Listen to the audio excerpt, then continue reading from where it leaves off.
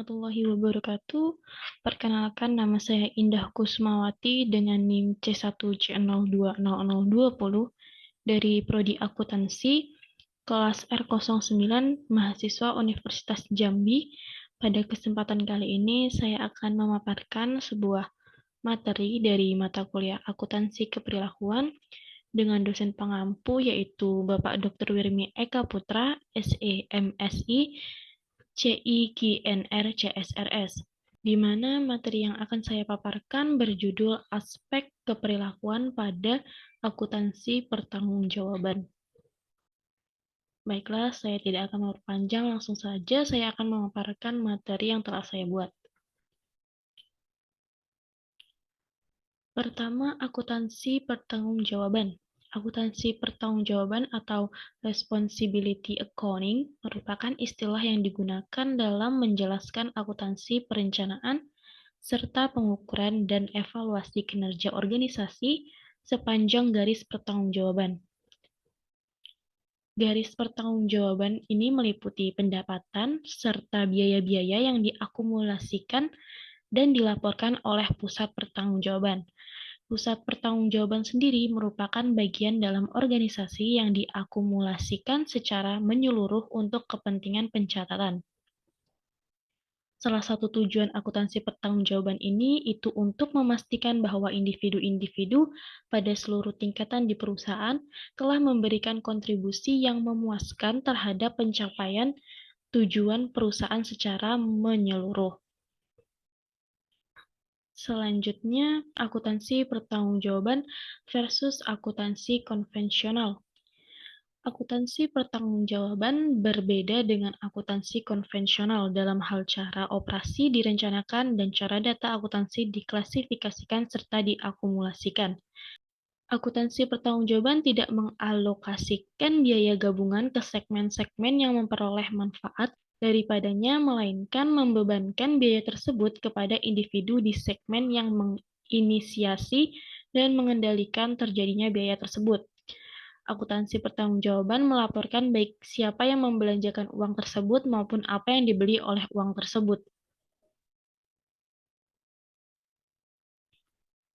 Selanjutnya, jaringan pertanggungjawaban.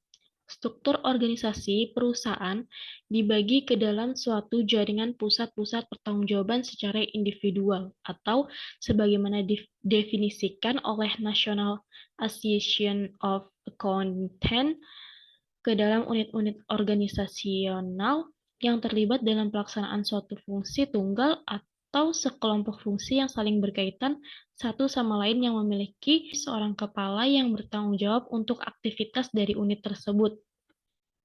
Dengan kata lain, setiap unit dari jaringan organisasional ini atau secara lebih spesifik, individu yang bertanggung jawab untuk unit tersebut bertanggung jawab untuk melaksanakan suatu fungsi dan untuk menggunakan sumber daya seefisien mungkin dalam melaksanakan fungsi itu.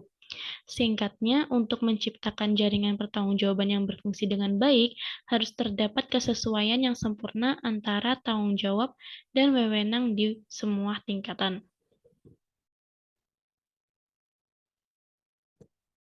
Selanjutnya, jenis-jenis pusat pertanggungjawaban. Pusat pertanggungjawaban dikelompokkan ke dalam 4 kategori yang masing-masing mencerminkan rentang dan diskresi atas pendapatan dan atau biaya-biaya serta lingkup pengendalian dari manajer yang bertanggung jawab. Pusat pertanggungjawaban tersebut dapat berupa yang pertama, pusat biaya. Pusat biaya merupakan bidang tanggung jawab yang menghasilkan suatu produk atau memberikan suatu jasa. Manajer yang bertanggung jawab atas pusat biaya memiliki diskresi dan kendali hanya atas penggunaan sumber daya fisik dan manusia yang diperlukan untuk melaksanakan tugas yang diberikan kepadanya. Mereka tidak memiliki kendali atas pendapatan karena fungsi pemasaran bukanlah tanggung jawabnya. Yang kedua, pendapatan. Pusat pendapatan ini, jika tanggung jawab utama dari seorang manajer adalah penghasilan pendapatan, maka segmennya sebaiknya diperlakukan sebagai pusat pendapatan. Contoh-contoh dari pusat pendapatan meliputi Departemen Pemasaran, Pusat Distribusi, bagian pasar penjualan di toko serba ada, atau tenaga penjualan individual.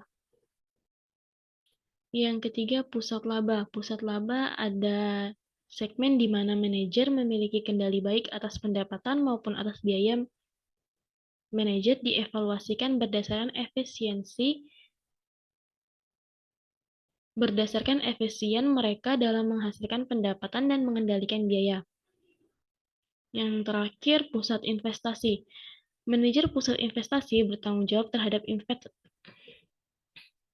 jawab atas investasi dalam aktiva serta pengendalian atas pendapatan dan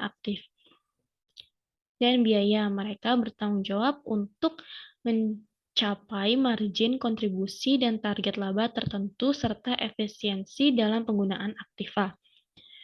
Kriteria yang digunakan biasanya dalam mengukur kinerja mereka itu meliputi tingkat pengembalian atas aktiva atau return on asset (ROA), rasio perputaran, dan laba residual.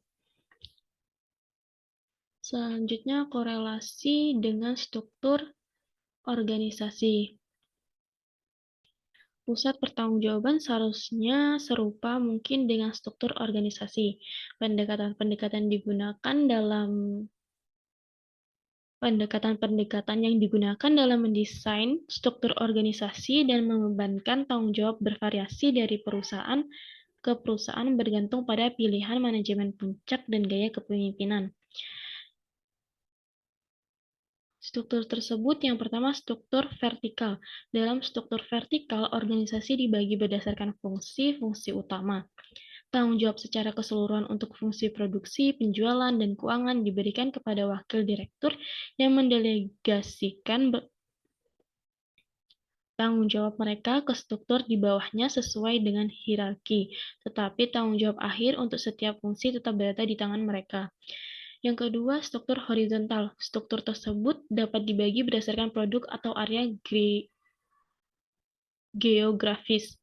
Masing-masing wakil direktur mengendalikan suatu pusat laba dan investasi daripada pusat pendapatan atau pusat biaya fungsional. Mereka bertanggung jawab atas produksi, penjualan, dan pendanaan, atau dengan kata lain atas seluruh bidang fungsional dalam area atau kelompok produknya. Selanjutnya, menetapkan pertanggungjawaban. Tanggung jawab adalah pemenuhan dari suatu pekerjaan. American Accounting Association merekomendasikan bahwa yang pertama, orang dengan wewenang baik atas akuisisi maupun penggunaan barang dan jasa sebaiknya dibebankan dengan biaya dari barang dan jasa tersebut. Selanjutnya, orang yang secara signifikan dapat mempengaruhi jumlah biaya melalui tindakan-tindakannya dapat dibebankan dengan biaya tersebut. Dan yang terakhir, bahkan orang yang tidak dapat mempengaruhi secara signifikan jumlah biaya melalui tindakan langsung dapat dibebankan dengan elemen-elemen untuk mana manajemen ingin agar orang tersebut memperhatikannya, sehingga ia akan membantu mempengaruhi orang lain yang bertanggung jawab. Selanjutnya, perencanaan, akumulasi data, dan pelaporan berdasarkan pusat pertanggungjawaban. Ketika struktur jaringan pertanggungjawaban yang baik dibangun, maka hal ini menjadi suatu wahana untuk perencanaan, akumulasi data, dan pelaporan. Yang pertama, anggaran pertanggungjawaban. Itu karakteristik dari anggaran pertanggungjawaban adalah bahwa manajer pusat pertanggungjawaban dibebani target kinerja hanya untuk pos-pos pendapatan dan biaya yang dapat mereka kendalikan. Yang kedua, akumulasi data, yaitu jenis akumulasi data ini memberikan kepada manajemen informasi yang terkait dengan beberapa dimensi dari operasinya. Yang terakhir, pelaporan pertanggungjawaban, yaitu produk akhir dari hasil sistem akuntansi pertanggungjawaban adalah laporan pertanggungjawaban atau laporan kinerja secara periodik. Laporan-laporan ini merupakan media lewat mana biaya-biaya dikendalikan, efisiensi manajerial diukur, dan pencapaian tujuan dinilai. Selanjutnya, asumsi keperilakuan dari akuntansi pertanggungjawaban. Perencanaan pertanggungjawaban, akumulasi data, dan sistem pelaporan didasarkan pada beberapa asumsi yang berkenaan dengan operasi dan perilaku manusia, meliputi yang pertama manajemen berdasarkan Perkecualian MBE adalah mencukupi untuk mengendalikan operasi secara efektif. Selanjutnya, manajemen berdasarkan tujuan (MBO) akan menghasilkan anggaran, biaya standar, tujuan organisasi, dan rencana praktis untuk mencapainya yang disetujui bersama. Selanjutnya, struktur pertanggungjawaban dan akuntabilitas mendekati struktur hierarki organisasi. Selanjutnya, para manajer dan bawahannya rela menerima pertanggungjawaban dan akuntabilitas yang dibebankan kepada mereka melalui hierarki organisasi. Dan yang terakhir, sistem akuntansi pertanggungjawaban mendorong kerjasama dan bukan persaingan. Baiklah, itu saja materi yang dapat saya sampaikan. Lebih dan kurangnya saya mohon maaf. Saya akhiri. Wassalamualaikum warahmatullahi wabarakatuh.